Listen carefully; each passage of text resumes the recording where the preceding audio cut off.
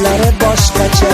Va qolasi shevasiga, tiliga, yo'l topadi raqibini ham diliga. Mehmon qilar hatto so'nggi puliga. Andijonning yigitlari boshqacha, O'zbekimning yigitlari boshqacha.